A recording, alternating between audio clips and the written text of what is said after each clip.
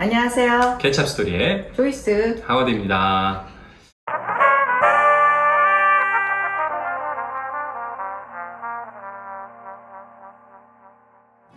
어느 직장이나 어느 업종에 있던지 간에 그냥 흔히 이제 크게 한 두 가지 종류의 직원들로 나눠지는 것 같아요. 내가 어떤 일이든 맡기고 부탁을 하면 토달지 않고 열심히 잘 해주는 직원들. 그렇죠? 네. 쉽게 얘기하면 말 잘 듣는 직원들이라고 얘기할 수 있겠죠? 네. 업무 능력 좋나요? 업무 능력이 뭐 엄청나게 나쁘진 않지만 그냥 평균적으로 괜찮아요. 좀 떨어져 조금. 살짝 떨어지긴 하지만 그래도 괜찮아요. 괜찮아요. 네. 또 다른 하나는 업무 능력이 좀 뛰어나요. 업무 능력이 좀 뛰어나지만 나도 모르게 왠지 약간 눈치를 보게 되는 직원들이 있어요. 내가 뭔가 이렇게 지시하고 나면 또는 시키고 났을 때 아이씨 이거 시켜도 되나? 약간 이런 약간의 제대로 시켰나? 이런 거. 그렇죠. 괜히 혹시 나한테 뭐라고 이게 오지 않을까? 약간의 상사지만 그래도 눈치를 좀 보게 되는 케이스들이 있습니다. 좀 머리를 많이 써야 된다고 할 수 있겠죠. 그렇네요. 전에 우리가 똑똑하지만 못된 상사, 그리고 무능하지만 착한 상사, 뭐 누구가 더 나을까요? 뭐 이런 그렇죠. 비슷한 네. 얘기 한 적이 있었잖아요. 그러니까 우리의 현실은 항상 베스트 케이스가 없는 거야. 그렇죠. 네. 그래서 똑똑하고 착한 사람하고 같이 일하고 싶은데 그런 사람은 전생에 더 불쌍한 거죠. 3대, 그것도 3대에 걸쳐서. 그래서 내 팀원도 다르지 않은 것 같아요. 우리의 희망은 늘 똑똑하고 내 마음도 좀 헤아려주고 열정도 있고 거기다 겸손까지 해. 이런 사람들과 같이 일하는 거는 정말 어떻게 보면 나쁘게 표현해서 헛된 희망인 거죠. 그래서 만약에 5대5 정도의 비율로 팀원이 구성되어 있다. 이것도 대박인 것 같아요. 근데 이렇게 남을 얘기를 할 때는 쉽지만은 우리 자신을 돌아보면 우린 과연 어떤 팀원이었을까? 그래서 허워드는 어떤 타입의 팀원이라고 주변에서 얘기하던가요? 본인 희망사항 말고. 일단 저는 말은 잘 듣는 팀원이라는 얘기는 듣는 것 같아요. 네. 그건 저도 인정. 그렇지만 항상 똑똑한 직원이라고 솔직히 이야기하기는 조금 왜냐면 저도 아직도 제가 하는 일에 대해서 제 상사한테 계속 피드백을 받거든요. 개선해야 될 쓴소리도 들을 때도 많이 있고요. 그건 그 사람 일이에요. 계속 개선사항을 주는 건. 우리도 너는 완벽해, 너는 할 게 없어 이렇게 얘기하지 않잖아요. 그렇군요. 네. 개선사항을 계속 주는 게 그 사람의 일이기 때문에 찾아내. 그냥 무조건 그러니 약간 솔직히 좀 위로되네요. 저는 조금이 아니라 어릴 때부터 좀 비교적 자주 듣던 얘기인데 국민학교라고 그렇죠, 했죠. 5학년 때 제가 이렇게 걸어봤는데 다른 반 선생님이 이렇게 쭉 교실에서 나오시더니 저희 담임선생님한테 저를 이렇게 하면서 얘가 김효선이야? 이런 거야. 그래서 저는 그때 5학년밖에 안 됐으니까 이렇게 속으로 파닥파닥 떠는 거야. 왜 나를 지적을 할까? 그랬더니 얘가 똑똑하다고 이러는 거예요. 저는 근데 그때 그 말이 너무 무서웠어요. 그러니까 좋은 게 아니라 나를 대놓고 선생님들이 말을 한다는 게. 초등학교 5학년 때면 충분히 네, 그럴 수 있죠. 그러니까 그게 얼마나 무서워요. 그러니까 선생님 말로는, 그러니까 저는 쭉 보면 저희 부모님도 그러셨고 그 선생님들도 그렇고 조금 대학이 어려우네. 대학이 어려우네. 대학이 어려우네. 왠지 불편하네. 제가 제 생각을 얘기를 많이 했었던 것 같아요. 그래서 그러면 상대가 좀 불편할 수 있죠. 그러니까 다 불편한 거예요, 저는. 그래서 어떻게 보면 좋은 사이드로 생각을 해보면 사람들이 나를 막대하진 않겠구나. 그쵸. 그런 부분은 괜찮은데요. 또 나는 그렇지 않은데 사람들이 나를 오해하는 것 같은 느낌? 네. 그리고 나한테는 편안한 느낌을 못 받는구나. 이런 부분이 부정적인 거, 긍정적인 게 양쪽에 있는 것 같아요. 저도 가끔 그런 얘기 들어요. 쟤 되게 무섭게 하고. 전 전혀 그렇게 생각 안 하는데 모르겠어요. 직장에서 보는 그분들이 저를 봤었을 때의 모습들이 제가 되게 화가 나 있거나 이런 모습을 많이 봐서 그런지 되게 다가가기 어렵다.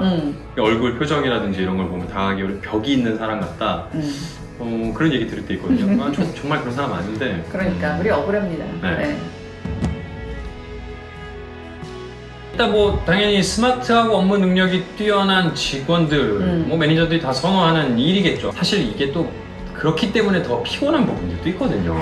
힘들죠. 일 잘하는 직원들만 다 있다고 생각을 해보십시오. 얼마나 그 환경이 타이트하겠어요. 저는 더 되게 갑갑할 것 같아요.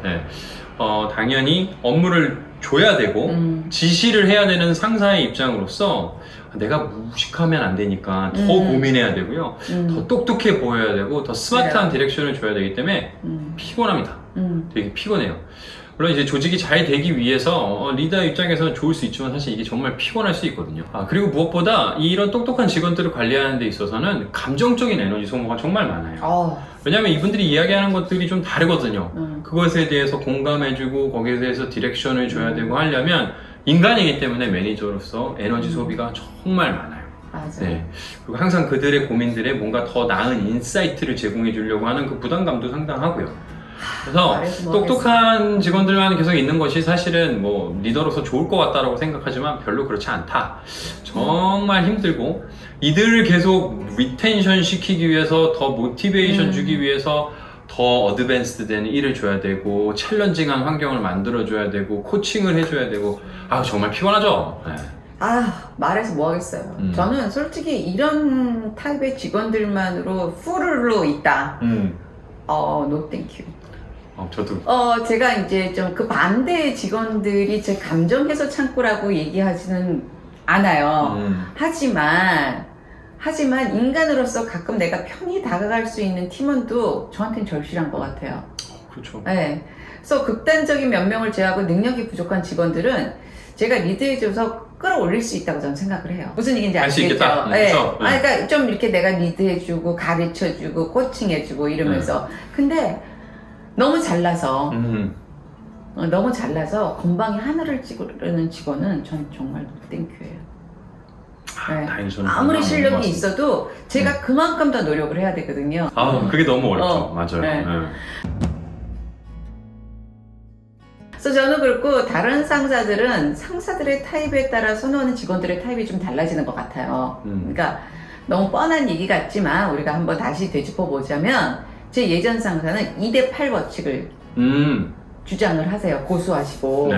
그러니까 똑똑한 20%의 인재가 나머지 80%를 먹여 살린다는 그거 있잖아요. 왜? 20%의 똑똑한데 가끔은 반항하고 건방 떨고 교만을 떨고 아는 척하고 대들고 이런 사람하고 또 가끔은 그 80%는 이제 말하자면 상사의 말을 그대로 따라주는 예스맨. 네. 그래가지고 그분은 20% 똑똑한 애들 80%의 순둥이 이렇게 해서 구성을 하더라고요. 근데 제일 재밌는 거는 이분을 보면 이분의 다이렉트 리포트 라인 밑에 100%가 순둥이로 채워져 있어요. 채워져 있고. 그 밑에를 똑똑한 직원들을 채우게 만들어요. 되게 똑똑하신데요? 네네네네. 그 예전 상사 말고 이제 다른 상사들 제가 쭉 봐오면은 어떠냐면은 그 뻔한 얘기긴 하지만 실력이 이제 빵빵하고 카리스마도 있고 또 목적지향적이거나 목표지향적인 상사는 만만치 않은 똑똑한 애들로 구성을 하는 것 같아요. 왜냐하면 나는 만들어내야 되는 사람이니까 실패하고 싶지도 않고 서바이벌 게임 하고 싶지도 않아. 난 항상 위너가 되기 때문에 피곤하지만 똑똑하고 능력 있고 반면에 교만한 애들로 구성을 해. 네. 근데 이제 본인이 순둥 그리고 본인이 잘 몰라 방향성도 좀 흐릿흐릿해 이런 사람들은 말로는 나는 똑똑한 사람을 원해 하지만 실제로 똑똑한 사람 잘 안 거느려요. 그래서 그래야지 자기가 이 직장에 오는 그 어떤 존재가치 그걸 느끼는 것 같아요. 네. 솔직히 어떤 팀인지 그리고 어떤 일을 하는지에 따라서 저는 좀 다른 것 같아요. 어떤 일에는 정말 좀 창의적이고 이런 뭔가 정말 크리에이티브한 생각을로 이제 필요로 하는 그런 일을 필요로 하는 팀원들로 구성된 팀이 될 수도 있고요. 또 어떤 조직 같은 경우에는 어떤 팀 같은 경우에는 묵묵히 주어진 일을 그냥 계속 실행해야 되는 것일 수도 있을 것 같아요. 쉽지 않지만 조이스님이 말씀하신 8대2의 법칙 이런 게 되게 맞는 경우도 있을 것 같고요. 저는 제가 들으면서 그 생각을 했어요. 맞아.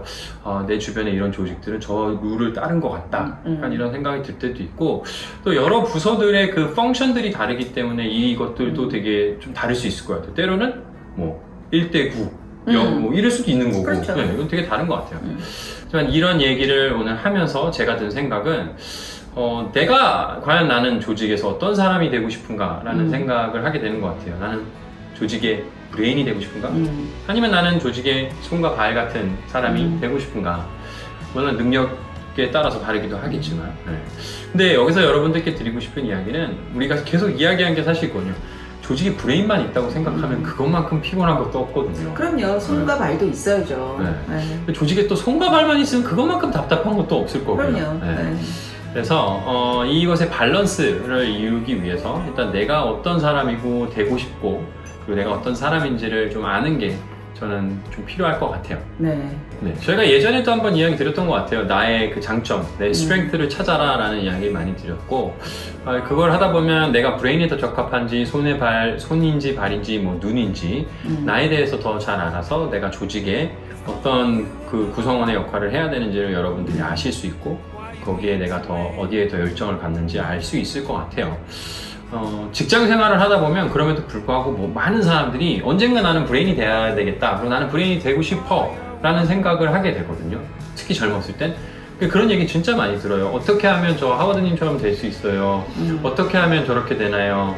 성공을 항상 브레인의 성공 스토리만 생각을 한다 이거죠. 근데 저는 그 브레인이 되면 얼마나 피곤한지 여러분들에게도 꼭 말씀을 드리고 싶어요. 정말 진짜. 근데 저희 아이들은 브레인이 되고 싶지 않대요. 그건 저는 어떻게 보면 되게 현명할 수도 네. 있는 것 같아요. 그걸 보고 아는 거죠 이미. 네. 1등 그룹이 있으면 2등 그룹도 있어야 되는데 자기는 2등 그룹에 있는 게 편하다고 그러더라고요. 네, 모든 브레인이 다 좋은 건 아니다 라는 이야기 여러분들께 꼭 드리고 싶고 내가 브레인이 아닌데 브레인의 역할을 하고 있으면 그것만큼 불행한 것도 없는 것 같아요. 예, 그리고 모든 상사가 브레인하고만 일하고 싶어 한다는 것도 아닙니다. 그것도 착각이라는 거죠. 네. 그래서 여러분들이 이 밸런스를 잘 찾고 내가 어떤 사람이고 우리 조직이 어떻고 이런 것들을 좀 알면 여러분들 회사 생활하는데 장기적으로 오랜 시간 일을 하는데 도움이 되지 않을까 생각하네요.